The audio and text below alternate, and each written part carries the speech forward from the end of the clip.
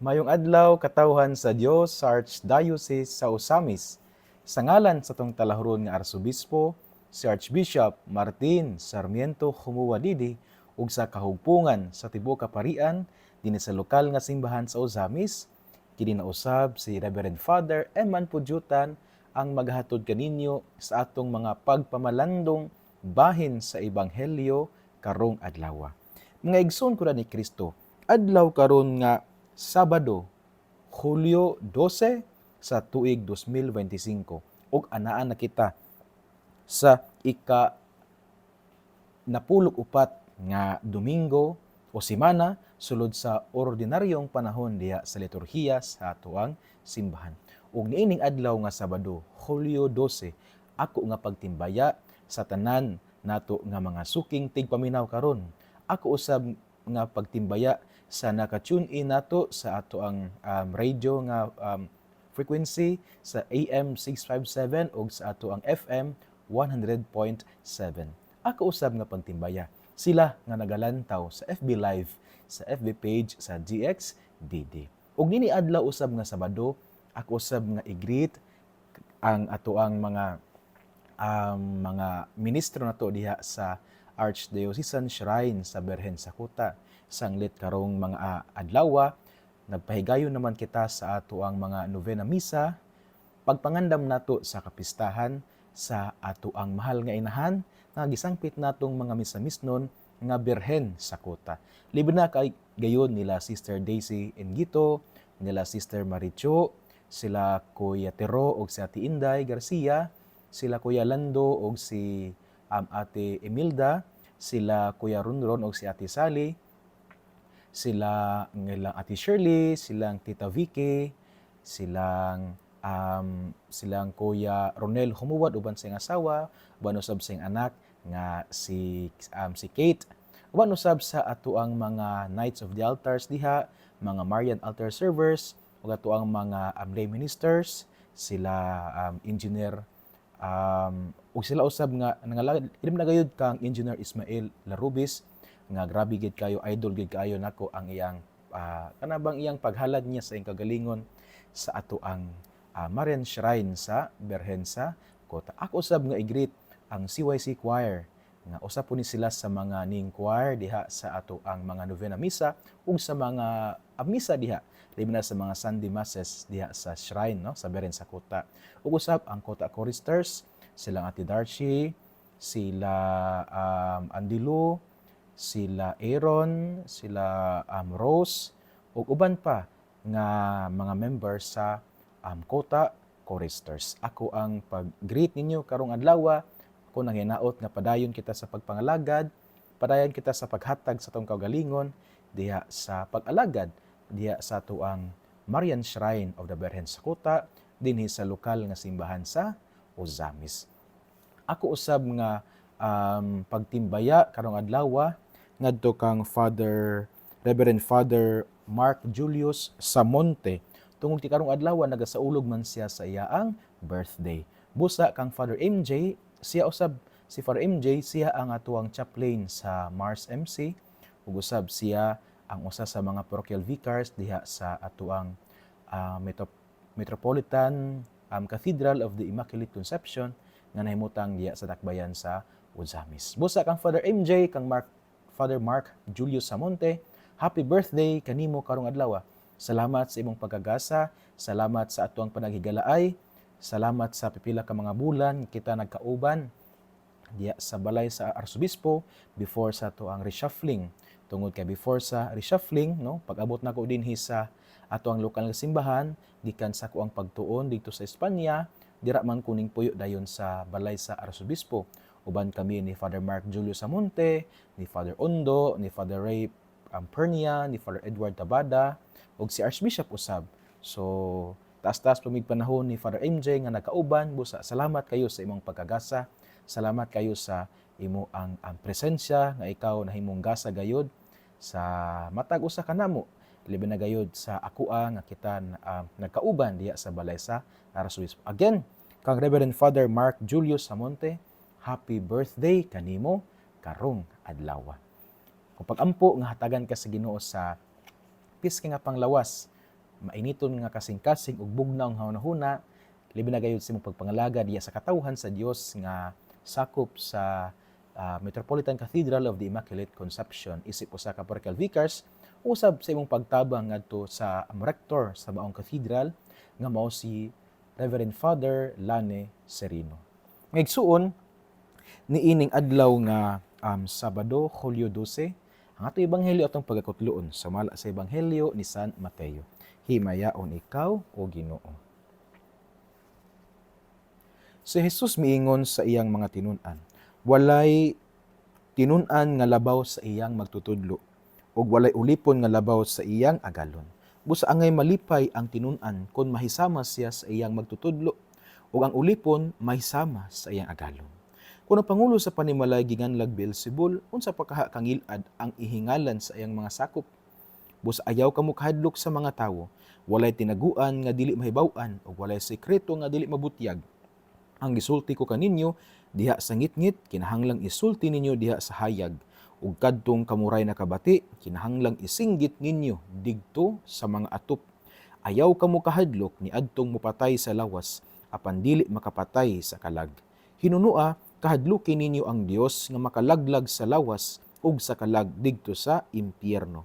Sa usa ka dako makapalit kamog duha ka langgam nga sayaw, apan bisan pa ni ana walay usa kanila nga mahulog sa yuta kung walay pagtugot sa inyong amahan. Ug bahin kaninyo bisan gani ang tanang buhok sa inyong ulo giihap, bus ayaw kamo kahadlok kay labaw pa kamo kaayog bili kaysa mga sayaw. Ang muangkon atubangan sa mga tawo nga si Akoa, ang kunon ko usab atubangan sa akong amahan didto sa langit. Apan ang dili muangkon nga siya Akoa, dili ko usab ang kunon atubangan sa akong amahan didto sa langit. Ngigsuon ang ebanghelyo sa atong Ginoo. Daygon ikaw o Kristo. Ngigsuon ning adlaw nga Sabado, Hulyo 12, 2025, ang atong ebanghelyo sumpay kagahapon sa atong ebanghelyo kagapong adlaw nga atong gikutlo sumala sa ebanghelyo ni San Mateo kapitulo 10, pero karong adlaw ang atong ebanghelyo gikan sa bersikulo 24 hangtod sa 33. Diin mao ra gyapon ang maong tema nining maong ebanghelyo nga ato ang pamalandungan kagahapong adlaw nga nakisgot gihapon diha sa pagpanghalagad sa mga kalisod sa pagpangalagad isip kabahin gayud ni siya ug tipik sa atong pagpalagad, pagsunod kang Kristo. Pero nining maong adlaw nga Sabado, atong ipapalandungan ang Ebanghelyo sumala ni San Mateo, Kapitulo 10, versikulo 24 hangtod sa 33. Ana ako'y tulo ka punto, mga igsoon ko ni Kristo, nga gusto na kong ipaambit diha kaninyo. Una nga punto, mao gayud kini. Kaning giingon ba ni Kristo sa Ebanghelyo nga walay tinun-an nga molabaw sa iyang magtutudlo ug walay ulipon nga molabaw sa iyang agalon. Hinuon malipay ang tinun-an kung siya mahisama sa iyang magtutudlo ug malipay ang ulipon kung siya mahisama sa iyang agalon. Kini mga igsuon alang kanako nagtudlo kanato nga ang ato gidayng kalipay nga kita makaambit sa unsay giagian, unsay nasinati sa tuang magtutudlo nga mao si Kristo. Nga sa atong pagsunod kang Kristo, dili pwede nga exempted tas mga kasakit. Nga sa atong pagsunod kang Kristo, dili pwede nga exempted po tas mga kalipay. Nga sa atong pagsunod kang Kristo, dili po pwede nga exempted po tas panalangin sa atong langit nun nga mahan. Kaya kung mulantaw ta kang Kristo, nasinati man ni Kristo ang mga kasakit sa kinabuhi. Nasinati usab ni Kristo ang mga kalipay nga makabaton og mga tinuod nga mga amigo, makabaton og inahan nga nahigugma kayo kaniya, amahan usab si San Jose, iyang amahan din sa yuta nga nagpangga usab kaniya, ug uban pa nga mga tinun-an og mga higala. Dili pud pwede nga nga kumulan daw puta sa kinabuhi ni Kristo, nakasanati mo pud si Kristo nga siya gipanalingan sa atong amahan diya sa langit, no? Nga siya kanabetawng gihatagan sa kanabetawng sani katubetawng gitintal siya, no? Gipadala ang mga anghel aron nga mo comfort kaniya sa diyang siya gibunyagan, nakadungog og kanang tingog gikan sa langit nga nag-affirm o nag-confirm sa iyang identity as the Son of God. So nini mga igsuon, usbon nako kung mulantaw ta sa kinabuhi ni Kristo, na gining mga butanga. Ug isip mga tinun-an ni Kristo, ato po ni siyang masinati as we follow Christ. And I would like to highlight this, mga igsuon ko ni Kristo. nga sa atong pagsunod kang Kristo, gusto na kong i-highlight nga dili gayud ta exempted sa mga kasakit. Kay ang atong gisunod si Kristo man ang atong matutudlo. Unya kung mulabaw tas ato ang magtutudlo, posible nga exempted tas mga kasakit. In a sense nga kana bitaw sa atong pagsunod kang Kristo, puros ra hayahay atong ginahuna, puros ra comfort ang atong gipangita, puros ra consolation ang gusto natong maangkon, which is dili siya mao mga igsoon ko ni Kristo. Kay si Kristo na mismo ang gaingon sa Ebanghelyo, walay tinun-an nga mulabaw sa iya ang magtutudlo. O walay ulipon nga mulabaw sa iyang agalon. Hinuon, kung mahisama siya sa iyang tinun-an, kung mahisama siya sa iyang agalon, malipay siya. So you see mga igsoon, sa itong pagsunod kang Kristo, if we experience sufferings, challenges, problems as we follow Christ, malipay unta ta. Why? Because nahisama ta sa atoang magtutudlo nga mao si Kristo. No wonder why mga igsoon ko ni Kristo, usapod sa nakapalig-on bitaw sa mga kinabuhi sa mga santos, kanang ila ang participation sa sufferings sa atong Ginoo. Nga kaya bitawng muingon sila og malipayon gayud sila nga nakasinati sa mga kasakit sa kinabuhi tungod kay in a sense they also share in the sufferings of Christ. Mao nang sa ato ang mga kanatong tanan nga nagsunod sa Ginoo. If we experience sufferings, then makaingon gyud pud ta og kanabang salamat Ginoo nga imo kong gipasinati niini. Tungod kay sa akong pagsinati niini, nahisama ako kanimo nga magtutudlo nga nisinati usab niini. Again, first point, we are not exempted from sufferings, from temptations, from challenges as we follow our teacher. Why? Because our teacher, Jesus Christ, also experienced these things. Maunang kita usab, musinati usab niini. Dili pwede nga dili ta musinati. Kaya kung dili ta gustong musinati, in a way, mura gusto na tang mulabaw sa ato ang magtutudlo. Second point, mga igsoon ko ni Kristo, nga sa atong, if we are confronted with this reality ba nga, musinati ang mga kasakit sa kinabuhi as we follow Christ, ang ato ang reaction is that kanang gingon ni Kristo sa Ebanghelyo nga ayaw kahadlok. Unya, kani siya bitaw nga phrase ayaw kahadlok sa atong Ebanghelyo karong adlaw nga gikutlo sumala sa Ebanghelyo ni San Mateo, Kapitulo 10, versikulo 24 hangtod sa 33. Kaduha giripit ni Kristo, ayaw kamo kahadlok. Nga naghatag natog assurance nga ang mga kasakit sa kinabuhi dili unta kita mahadlok nga mo embrace niini. Ang mga challenges nato sa pagsunod nato kang Kristo dili unta ta mahadlok nga mo embrace niini. Hinuon mosalig kita kang Kristo. Kay si Kristo na mismo ang gaingon sa Ebanghelyo, ayaw kahadlok. Kana bitawng kani experience magid po ni sa uban nga kada bitong sila nga ninghatag silang kagalingon sa simbahan. For example, nahimo silang katekista. Nya silang pagkahimong katekista daw murag dili sila suportado sa ilang bana o silang mga anak nga ang uban siguro gidudahan silang bana. Napoy uban nga silang pagkahimong katekista, ang ilang mga anak dili kayo buutan kanabang mga medyo bulyagon dihas katilingban. Mga challenges. Napoy uban nga nahimong katekista or kanabitaw ning alagad sa simbahan, isip laiko ministro, isip mga members sa Knights of the Altars, mga Marians, all the more nga sa paghalad nila sa ilang kagalingon, mas nilawom man noon ang mga kasakit nga niabot sa kinabuhi.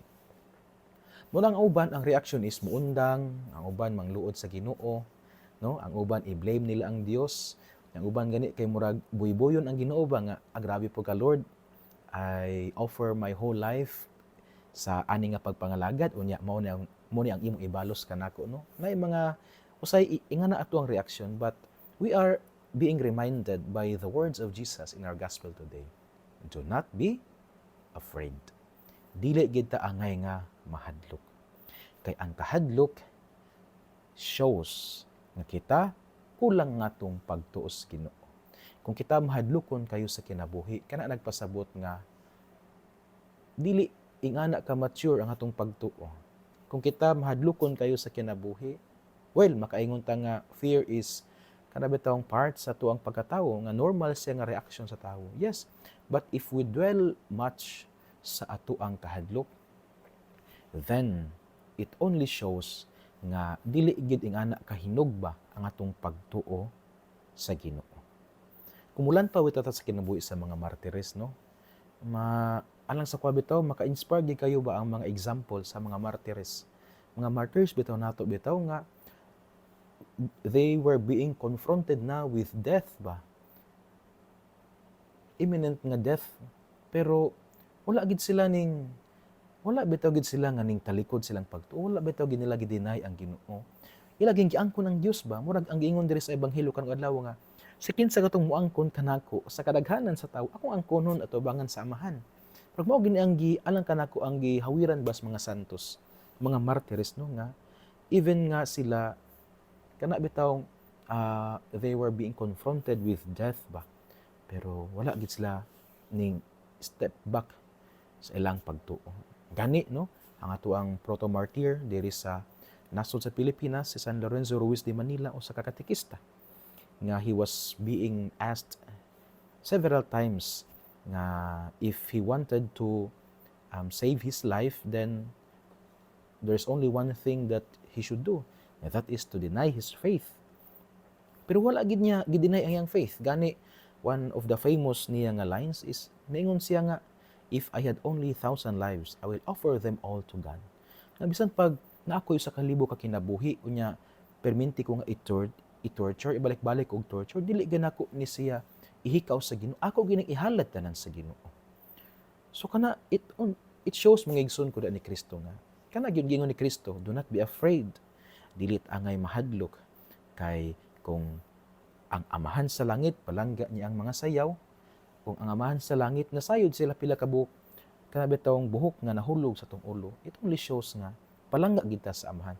Dili kita pasagdan sa amahan. Even in moments that seemingly we are abandoned by God, pero niana nga mga darkest moments of our lives, wala ba kita biyay sa Ginoo. Gani ingon si San Agustin, nga God is closer to ourselves than we to ourselves. Nga ang Dios mas duol siya sa atong kaugalingon kaysa kita sa atong kaugalingon. Nga nagpakita lamang nga dili kita pasagdan sa Ginoo. That even in the darkest moments of our life, we are not being abandoned by God. Tungod kay ang Dios, dili man kinaiya sa Dios ang mubiya. Dili man kinaiya sa Dios ang mupasagan. Ang Dios, gani kung mubasa bitaw ta sa Biblia, nya ato bitawng istudyoan ang the economy of salvation, no? Ang Dios perminti gisang mo reach out sa tawo.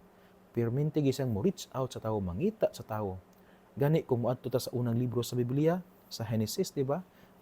After nga Adam and Eve committed sin, unsa gibuhat sa Ginoo, di ba? Wala man sila gipunishan dayon sa Ginoo, no? Sayod ang Ginoo nga kay being omniscient, sayod siya nga nakasala ang tawo.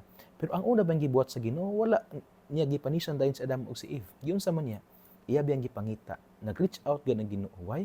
Because dili kinaiya sa Ginoo ang mobiya. Dili gid kinaiya sa Ginoo ang mupasagan. And so, given this kanay bitawng reality of our faith, then the truth of our faith, then ang gingon ni Kristo, do not be afraid. Dili kita angay mahadlok because it is kanay bitawng dili siya kinaiya sa Ginoo ang mobiya. Ang Dios dili gayud mobiya. Bisan na sa mga panahon nga murag gibiyaan ta sa Ginoo, God is always there. God is always there with you, with me, with us, accompanying us, guiding us the way, and giving us the necessary graces in order for us to persevere, to continue, and to move on in this life. Third point, mga igsoon ko ni Kristo, nga ato ang makita diri sa Ebanghelyo, nga ato ang pwede nitong mapamalandungan, sumala sa Ebanghelyo ni San Mateo, Kapitulo 10, versikulo 24 hangtod sa 33. Kaniging giingon din ni Kristo, mga igsoon ko ni Kristo nga